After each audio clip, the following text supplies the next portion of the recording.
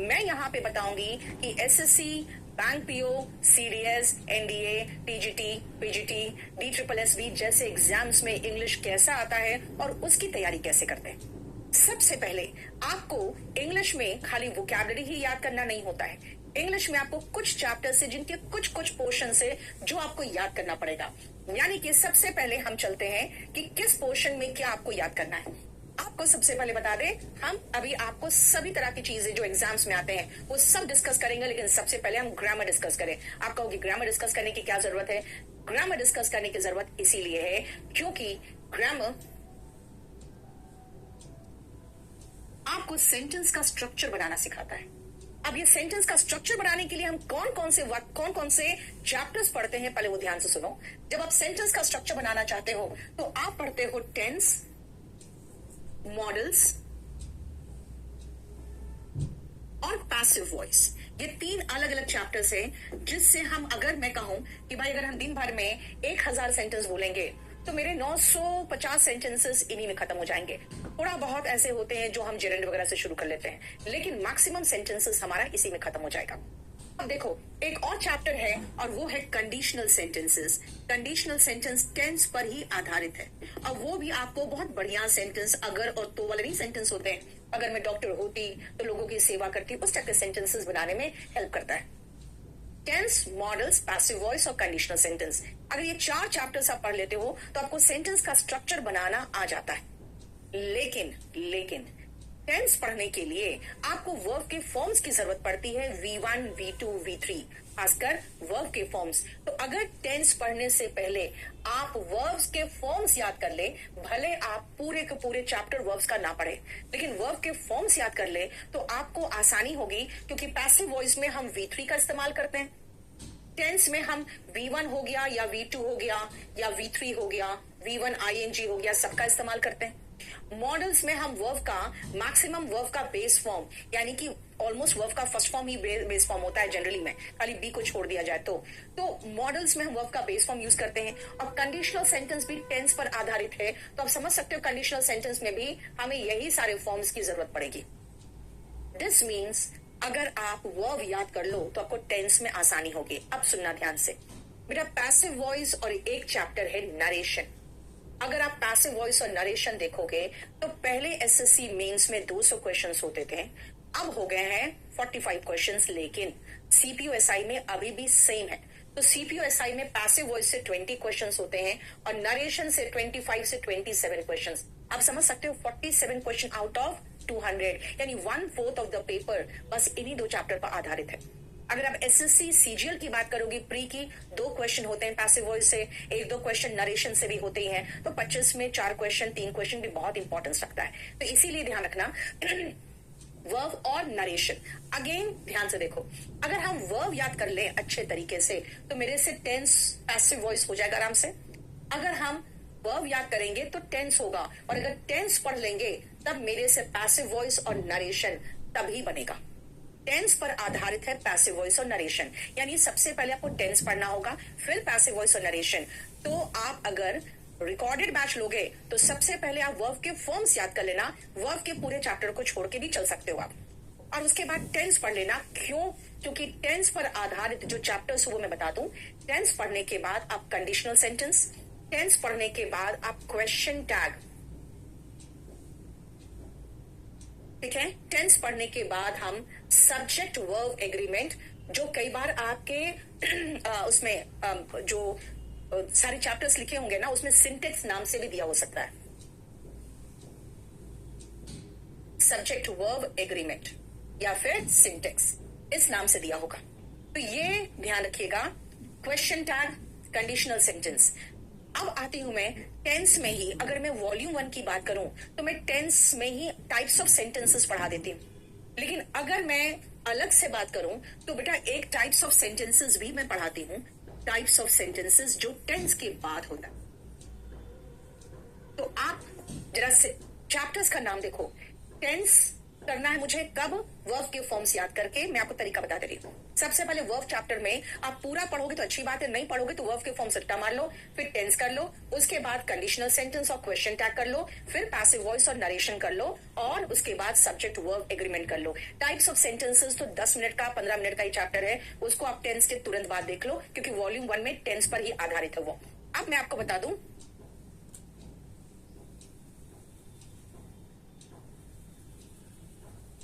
ये मुझे बताओ वो कहाँ है सिलेबस? एक मिनट रुकना बेटा, सिलेबस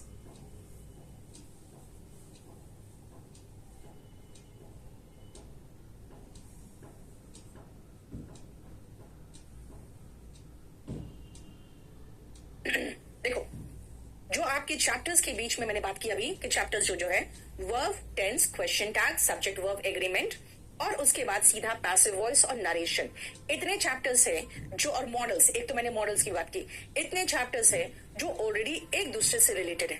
इसीलिए डिपेंड करता है कि आप शुरुआत कैसे कर रहे हो। अगर आप शुरुआत वर्ब से कर रहे हो तो वर्ब के फॉर्म, सिर्फ मैं कह रही हूँ पूरा चैप्टर भी नहीं पढ़ोगे तो भी, क्योंकि वर्ब्स में अलग अलग भी है, उसमें कोलोकेशन भी है, उसमें कंफ्यूजिंग वर्ब के असाइनमेंट्स भी है, तो वो असाइनमेंट्स आप टेंस पढ़ने के बाद कर सकते हो, ठीक है? फिर टेंस कर लो, फिर पूरा वर्ब चैप्टर कंप्लीट कर लो, उसके बाद टाइप्स ऑफ सेंटेंसेस चले जाओ, उसके बाद कंडीशनल सेंटेंस और क्वेश्चन टैग कर लो, और उसके बाद पैसिव वॉइस, उसके बाद नरेशन, फिर सब्जेक्ट वर्ब एग्रीमेंट कर लो, और ये मॉडल्स चैप्टर कर लो। देखो, अगर वर्ब से और टेंस से शुरुआत कर रहे हो तो अब बोलोगे बाकी पार्ट्स ऑफ स्पीच, तो बाकी पार्ट्स ऑफ स्पीच ध्यान से सुनना, मैं आपको समझा दूं। बाकी पार्ट्स ऑफ स्पीच जो है ना, जैसे नाउन में आप चाइल्ड का प्लूरल चिल्ड्रन पढ़ोगे, कहोगे मैडम इतना तो आता है। बेटा इतना आना चाहिए, इतना नहीं आता है तो फिर मैं कहूंगी आप स्पोकन का बैच 2 महीना में खत्म करके आ जाओ। स्पोकन का आप चाहो तो किताब भी पढ़ के आ सकते हो, लेकिन थोड़ा सा बेसिक बना लो, क्योंकि आप एकदम कुछ भी नहीं आता है ना तो बहुत स्ट्रगल करना पड़ेगा। तो इसीलिए ये बैच को आप ले सकते हो, ले लो, और उसके बाद आप स्पोकन का बहुत सारा ऐसा फ्री क्लासेस भी दिया हुआ है मैंने अपने केडी लाइव यूट्यूब चैनल पे, इस चैनल पे थोड़ा सा है, तो आप उसको देख सकते हो। पहले थोड़ा बेसिक कॉन्सेप्ट बिल्ड कर लो, और नहीं तो बुक लेके पढ़ लो, नहीं तो बैच जो 60 डेज वाला वो लेके देख लो। अब सुनो, द रीजन इज, जब मैं आपको नाउन पढ़ाऊंगी ना तो आपको महसूस होगा ये क्या पढ़ाया। हम तो वोटर्स बोलते हैं मैम, इलेक्टोरेट बोल रही है, हम तो पेस्ट बोलते हैं मैम, वर्मिन बोल रही है। भाई मैं वही वर्ड बोलूंगी ना जो एग्जाम में आएगा। वोटर्स कौन पूछेगा? आप इलेक्टोरेट्स देगा, इलेक्टोरेट्स नहीं होता, इलेक्टोरेट होता है, ठीक है? इसका मतलब है कि आपको ऐसे क्वेश्चंस दिया जाएगा जिन वर्ड से कंफ्यूजन हो, जिन वर्ड्स में, और जिनको आप मिसयूज करें। तो नाउन चैप्टर में बेसिकली देखा जाए तो हम सिर्फ कंफ्यूजिंग नाउन ही पढ़ते रहते हैं, कंफ्यूजिंग चीजें पढ़ते रहते हैं और कुछ नहीं पढ़ते। इसलिए नाउन चैप्टर आपकी मर्जी, आप शुरुआत में पढ़ना चाहो पढ़ लो, आपकी मर्जी, आप प्रोनाउन के पहले पढ़ना चाहो पढ़ लो। नाउन में मैक्सिमम वोकैबुलरी ही दिखेगा आपको, सारे कंफ्यूजिंग वाले, ठीक है? इसके साथ साथ कंफ्यूजिंग नाउन का भी असाइनमेंट लोड होगा, जो वोकैबुलरी बेस्ड, इसलिए वो रिकॉर्डेड होगा, लेकिन बाकी सारा नाउन, प्रोनाउन और ये सारी चैप्टर्स है ना, अनरिलेटेड है, सारे अनरिलेटेड है। Adjective, adverb, conjunction, article, preposition, ये सारे अनरिलेटेड चैप्टर्स है। अब मेरी बात सुनना, अगर आपको सेंटेंस फॉर्मेशन आता है, अगर आप सेंटेंस को रीड करके समझ सकते हो कि बोला क्या जा रहा है, तो आप इनमें से कोई भी चैप्टर उठा के पढ़ लो, शुरू में कोई इश्यू नहीं है। क्यों? क्योंकि अगर सेंटेंस स्ट्रक्चर आता है ना, तो उस सेंटेंस में आप क्या क्या मिस्टेक कर सकते हो, बस उसी से रिलेटेड सुधार होगा। एडजेक्टिव पढ़ोगे तो आप एडजेक्टिव में मिस्टेक्स करना बंद कर दोगे, एडवर्ब पढ़ोगे तो एडवर्ब में जो मिस्टेक्स करते हो वो करना बंद कर दोगे, प्रोनाउन पढ़ोगे तो कुछ समझ में आ जाएगा, अच्छा वर्ब के पहले कौन सा प्रोनाउन आएगा, वर्ब के बाद तो मैं ऐसे भी हिम लगाता था, वर्ब के पहले तो ऐसे भी ही लगाता था, लेकिन इट इज मी नहीं होता, इट इज आई होता है, ओके ओके ये नहीं पता था। तो इस तरह की कंफ्यूजन क्लियर होगा। तो आप इन सबको, सारे पार्ट्स ऑफ स्पीच आपकी मर्जी, आपको लगे मैं पहले छोटा चैप्टर कर लूं, अभी ये बड़ा सा है, अभी नहीं करूंगा, अभी छुट्टी है चलो होली का, अभी मैं ये बड़ा चैप्टर कंप्लीट कर लेता हूं, तो आपकी मर्जी, आपको जो कंप्लीट करना हो। इसमें जो आसान आपको लगेगा, जो आसान महसूस होगा, वो आसान कंजंक्शन होगा, थोड़ा सा इंटरेस्टिंग एडजेक्टिव होगा, थोड़ा इरिटेटिंग आपका नाउन होगा, और थोड़ा सा इरिटेटिंग प्रेपोजिशन होगा, क्योंकि इसमें याद करने का पोर्शन कुछ ज्यादा है। तो आपकी मर्जी, आप देख लो। जो मैंने आपको कहा, वर्ब खत्म, tense, question tag, subject verb agreement, उसके बाद passive voice, narration, noun, pronoun, adjective, adverb, article और कंजंक्शन और प्रेपोजिशन हो गया। अब एक चीज और याद रखना, हम जब कंजंक्शन पढ़ाएंगे उसी के साथ पैरलिज्म पढ़ा देंगे, और जब आर्टिकल पढ़ाएंगे तो इसके साथ ही मैं यहाँ पे नहीं दिया है डेटर्मिनस करा देंगे, इसी के साथ मैं आपको डेटर्मिनस कराऊंगी, ठीक है। इसी के साथ आर्टिकल के साथ डेटर्मिनस और कंजंक्शन के साथ पैरलिज्म करा देंगे, ठीक है। ये है एक्चुअली जो आप पढ़ोगे और जो चैप्टर वाइज मजा आएगा, एक एक करके खत्म करते चले जाएंगे। याद रखना कि मैं आपको जब लाइव में पढ़ाऊंगी तो पूरा डिटेल में वो चैप्टर पढ़ाऊंगी, फिर उसके बाद लाइव पढ़ाऊंगी, उसके बाद एक वीडियो लोड होगा जो रिकॉर्डेड होगा, जिसमें मैं प्रीवियस या क्वेश्चन जो है ना लेटेस्ट तक के जो क्वेश्चंस हैं जो आए हुए हैं एग्जाम में, उनको एक क्लास में पूरा डिस्कस करा के खत्म कर दूंगी, आपको दिखा दूंगी कि भाई जो पढ़ाया है क्वेश्चन वहीं से आया है। तो यानी कि आपका पूरा का पूरा ग्रामर तो मैं लाइव चलाऊंगी, लेकिन हाँ उसके साथ साथ एक रिकॉर्डेड बैच जाएगा चैप्टर खत्म होने के बाद, जो प्रीवियस ईयर का है वो। क्योंकि अब देखो 2022-23 तक का तो डिस्कस कर चुके थे, फिर 2024 का डिस्कस किया वो भी ऐड हो गया, अब 2025 का डिस्कस करेंगे वो ऐड होगा, तो हम सीधा 2019 से लेकर 2027 तक के थोड़ी डिस्कस करते रहेंगे हर बार, है ना। जो डिस्कस होता गया वो रिकॉर्डेड होता जाता है, जो आगे के क्वेश्चंस आएंगे वो साथ में फिर लाइव हो जाएगा। तो इसीलिए इन सब के साथ आपको एक क्लास लास्ट में मिलेगा चैप्टर खत्म होने के बाद, और वो रहेगा प्रीवियस ईयर का। अब देखो इतना हो गया। अब कुछ ऐसे पोर्शन थे जिनसे क्वेश्चंस आना शुरू हुआ तब जब ये ऑनलाइन एग्जाम शुरू हुआ। जब ऑनलाइन एग्जाम शुरू हुआ तो जहां पे पहले 4 टेस्ट पेपर्स होते थे वहां 40 टेस्ट पेपर्स होने लगे। अब जो 40-45 क्वेश्चन पेपर्स, एक बार तो 65 क्वेश्चन पेपर्स थे CHSL के, तो उसके बाद हो गया कि भाई इतने क्वेश्चन पेपर्स है, GD का 80 था, तो फिर उनको कुछ ना कुछ खोद के निकालना पड़ता है, नया नया पोर्शन जहां से क्वेश्चन पूछा जा सके। फिर इन लोग ने जो एडवांस्ड पोर्शन था वर्ब का वो ऐड किया, और एडवांस्ड पोर्शन से क्वेश्चंस कम आते हैं। वो है mood, infinitive, gerund, participle, inversion और पॉजिटिव वर्ब्स।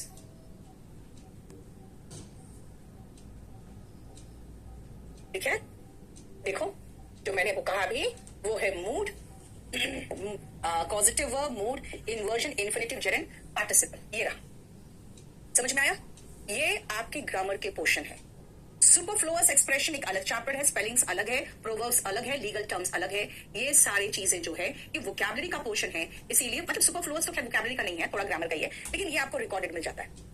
तो मैं ईमानदारी से बता दूं आपको मॉडल्स तक मैं पूरा कंप्लीट लाइव पढ़ाऊंगी। मॉडल्स तक कंप्लीटली आपका लाइव चलेगा। कैसे आपको पढ़ना है, सबसे पहले अगर आप वर्ब से शुरू कर रहे हो या टेंस से शुरू कर रहे हो तो वर्ब के कम से कम फॉर्म्स को रट्टा मार जरूर लो, और उसके बाद टेंस में उतर जाओ। टेंस करने के बाद आप चाहो तो वर्ब के पूरे चैप्टर को देख सकते हो। उसके बाद इस जो ऑर्डर मैंने लिखा है इस ऑर्डर में आप पढ़ लेना अगर आप टेंस से शुरू कर रहे हो तो। लेकिन अगर आपको रीड करके सेंटेंस का मीनिंग समझ में आ जाता है तो आप इनमें से किसी चैप्टर से शुरू कर सकते हो। जो मैंने कहा आपको इजी चैप्टर से जो आपको इंटरेस्टिंग और इजी लगेगा वो है कंजंक्शन, वो है एडजेक्टिव, ठीक है, ये इजी लगेगा। जो आपको बर्डनसम लगेगा, रट्टा मारने वाला पोर्शन, वो है नाउन और वो है प्रेपोजिशन। बाकी आप प्रोनाउन, आर्टिकल सब देख सकते हो, बहुत ज्यादा डिफिकल्ट नहीं है। एडवर्ब भी थोड़ा इंटरेस्टिंग ही है क्योंकि ये बताता है कि एडवर्ब एक वाक्य में कहाँ यूज होता है, ठीक है।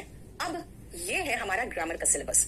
तो आपको पढ़ना है कैसे, याद रखिएगा, ये बता दिया आपको ग्रामर कैसे पढ़ना है। अब आती हूं मैं आपको वोकैबुलरी कैसे पढ़ना है, ये समझा दूं मैं पहले आपको। सुनो ध्यान से, अगर आप वोकैबुलरी की बात करोगे तो वोकैबुलरी में आपको बहुत विभिन्नता दिया है। मैंने आपको वोकैबुलरी में बहुत अधिक विभिन्नता दिया।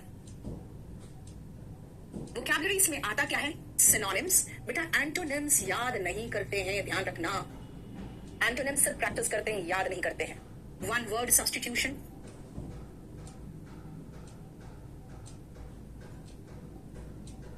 idioms and phrases,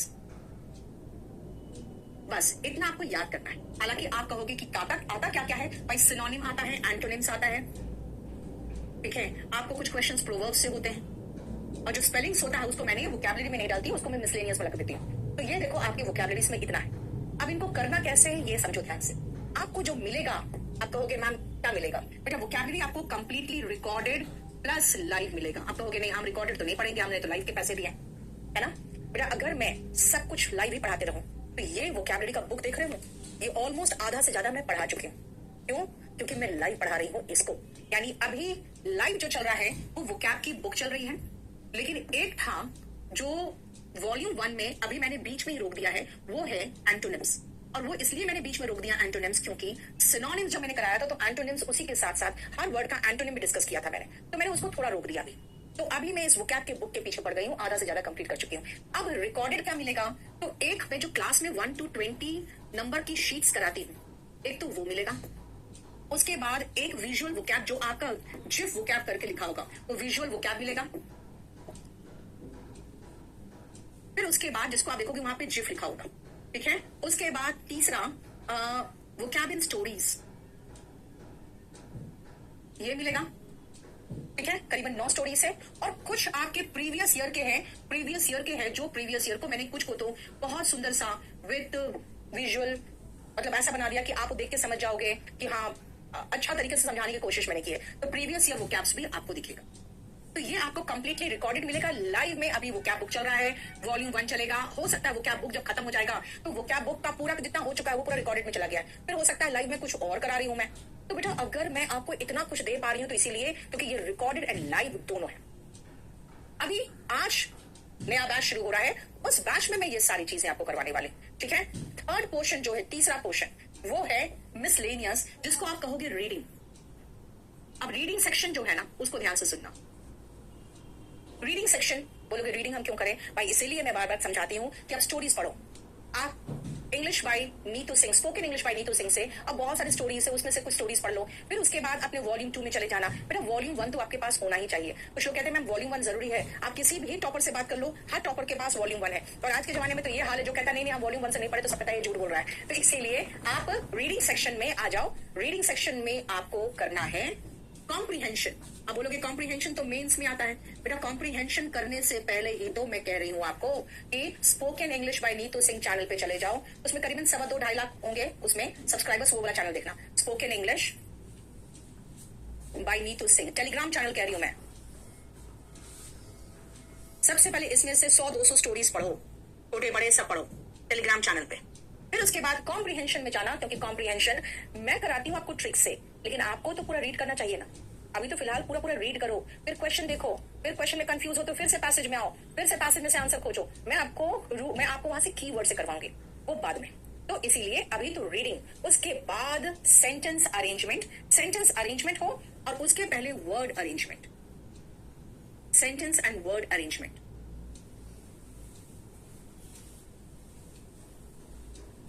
word arrangement and sentence arrangement, और लास्ट में होता है क्लोज टेस्ट।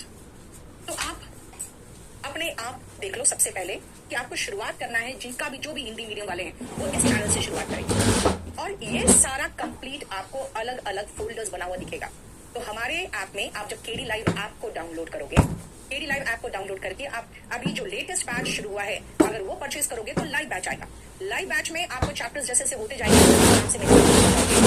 अराउंड 9 मंथ्स लगेंगे पूरा कंप्लीट करने में मेरे साथ। लेकिन अगर आप रिकॉर्डेड बैच लोगे तो आपका सारा हो जाएगा एक साथ। तब आपको समझ में नहीं आता कि कैसे पढ़े। आप रोज ग्रामर का जैसे जिस अकॉर्डिंग मैंने बताया वो शुरुआत करिए। क्या करिए, एक शीट कर लो, जैसे मैंने कहा आप 1 to 20 में कभी 1 कर लिया, मन नहीं लग रहा है, कहीं और जा रहे हैं रास्ते में, विजुअल वो क्या देख लो, है ना। स्टोरी अगर कह सकती हूँ, स्टोरीज भी नहीं, आर्टिकल्स है, बहुत बढ़िया आर्टिकल्स है, उससे वो क्या देख लो। और हर फ्राइडे को ये लाइव सेशन जो है ये फ्राइडे को चलता है। तो फ्राइडे को सारे बैचेस का लाइव सेशन चलता है वोकैबुलरी का। अब लाइव ये देखोगे। और उसके बाद इसमें ये बात करें तो पहले बहुत मजेदार स्टोरी से यार, बहुत बढ़िया रामायण से भी, महाभारत से भी, कुछ बहुत ही फनी जोक्स भी है उसमें, तो आप उनको पढ़ना शुरू करना। और धीरे धीरे बेटा इंग्लिश जो है ना, ये एक ऐसा लैंग्वेज है जिसको हम लोग अधकचरा तो जानते हैं, महसूस होता है, सीख सकते हैं। जैसे चाइनीज और जापानीज आप कभी कोशिश भी नहीं करते हो, क्यों? कहते हो भैया वो आता ही नहीं, समझ में नहीं आता। लेकिन इंग्लिश ऐसा लैंग्वेज जिससे थोड़े हम वाकिफ होते हैं। और जब कोई पढ़े लिखे लोग आते हैं तो वो हमेशा कन्वर्सेशन इंग्लिश में करते हैं। यहाँ तक कि जो हिंदी मीडियम वाले भी होते हैं ना, जब उनका वो लेवल हो जाता है और वो अपने डिपार्टमेंट में जाते हैं तो वो भी कन्वर्सेशन इंग्लिश में शुरू कर देते हैं। तो ये ऐसा चीज है जिसको आपको माहौल बनाना पड़ेगा। और हमेशा अगर इंग्लिश में सोचते रहो तो वो आपके लिए बहुत जरूरी है, क्योंकि अगर आप इंग्लिश की बात करोगे तो reading section 50% of the syllabus है। इसलिए कई बार बच्चे इसको नहीं देखते हैं। क्यों? कहते हैं मैम नाउन खत्म हो गया, अच्छा प्रोनाउन नहीं हुआ है, मैम एडवर्ब नहीं हुआ है, क्योंकि वहां उनको पता है ये चैप्टर हुआ है, ये चैप्टर नहीं हुआ है।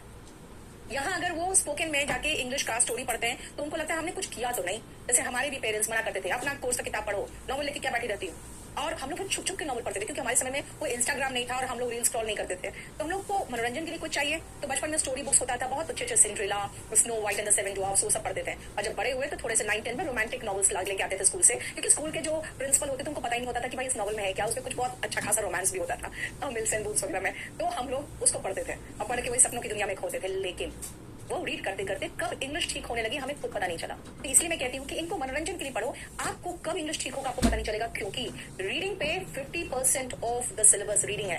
क्योंकि अगर आप सीपीयू की बात करोगे तो 20 sentence arrangement, 20 question, 30 question comprehension से होगा, 25 क्वेश्चन कम से कम आपके क्लोज टेस्ट से होगा। तो ये सब बहुत इंपॉर्टेंट पोर्शन हो जाता है, ठीक है। तो हमें जब इंग्लिश पढ़नी है तो हमें 3 सेक्शन पे ध्यान देना है। एक तो है ग्रामर, एक है वोकैबुलरी और एक है रीडिंग पोर्शन। आप तीनों को लेकर साथ में चलोगे। आप जाइए और जाके केडी लाइव ऐप को सबसे पहले डाउनलोड करो और वहां पे जाके जो रिसेंट बैच है, जो लेटेस्ट बैच है, जो आज शुरू हो रहा है, आप जाके उसको परचेज कर सकते हो। याद रखना, अगर आप फुल कोर्स केडी लाइव से लोगे, फर्स्ट क्लास टीचर्स मिलेंगे आपको, उम्दा टीचर्स रहेंगे सारे के सारे सब्जेक्ट्स के, और आपका फीस भी बहुत कम लगेगा। खाली इंग्लिश लोगे तो भी अभी डिस्काउंट चल रहा है। आप जाके केडी लाइव ऐप को डाउनलोड करो और वहां से बैच परचेज कर लो। और ये तरीका है, आपको इसको फॉलो करना है। ये पूरे कंप्लीट मैंने बता दिया कि आपको कैसे आगे अब बढ़ना है। तो चलिए, अब मैं नेक्स्ट क्लास में यानी कि परसों 7:30 बजे अपना चैप्टर से शुरुआत करूंगी लाइव बैच का। जो भी रिकॉर्डेड बैच ले रहे हो उनके लिए ये बहुत ही अच्छा तरीका है इन्फॉर्मेशन देने का मेरी तरफ से, ताकि आप देख लो आपको कैसे कैसे आगे बढ़ना है। Thank you so much.